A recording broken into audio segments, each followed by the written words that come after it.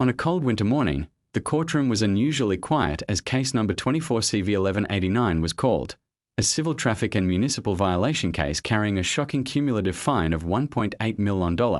an amount so large it immediately caught the attention of everyone present, including Judge Frank Caprio himself, who slowly looked up from the file and saw a thin, exhausted woman standing alone at the podium, her hands trembling, her eyes red as if she had not slept for days, and her name, Maria Alvarez,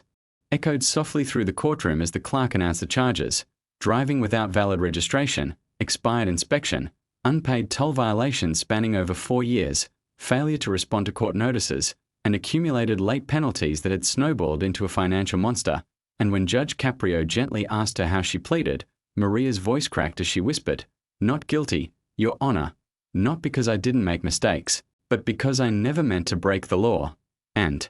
from that moment, the room knew this was not a simple case of traffic violations but a human story buried beneath paperwork and penalties. Maria explained that she was a single mother of 3, working 2 minimum wage jobs, one cleaning offices at night and another caring for elderly patients during the day, and that the car in question was an old, barely running sedan she used to take her youngest son, Daniel, to dialysis treatments 3 times a week after he was diagnosed with kidney failure. At age 6, and as she spoke, Judge Caprio leaned forward, listening not as a judge but as a father, as Maria revealed that when Daniel first became sick, she missed one toll payment rushing him to the hospital during a medical emergency, then another,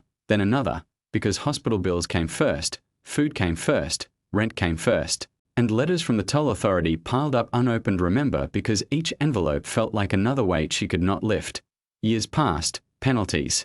multiplied, interest stacked on interest, and what began as less than $3,000 in violations grew into $185,000, an amount Maria said quietly, "I will never earn in my lifetime." And when Judge Caprio asked why she didn't come to court sooner, her answer silenced the room. "Because I was afraid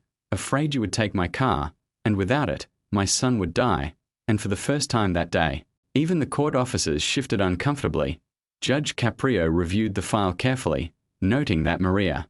had no criminal record, no reckless driving citations, no history of violence or fraud, only a long paper trail of unpaid penalties, and he asked her about Daniel, at which point Maria pulled a folded photo from her pocket, her hand shaking as she held it up, showing a small boy with tubes taped to his arm and a shy smile on his face, and she said, "This is my judge," her voice breaking completely. "I couldn't choose the law over my child."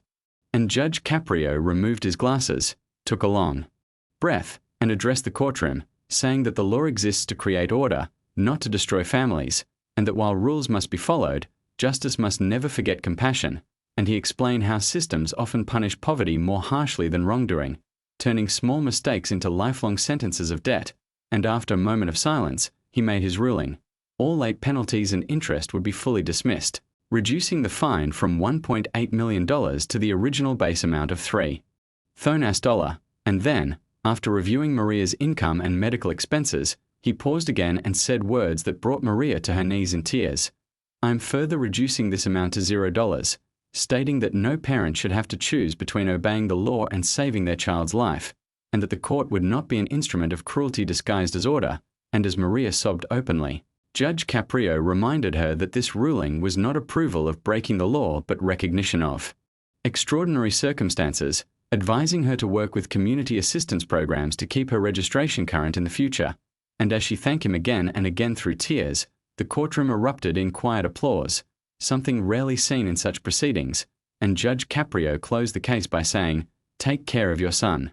That's your most important job." And long after Maria left the courtroom clutching her papers like a lifeline, the story remained, a reminder that true justice is not measured by how strictly the law is enforced, but by how humanely it is applied.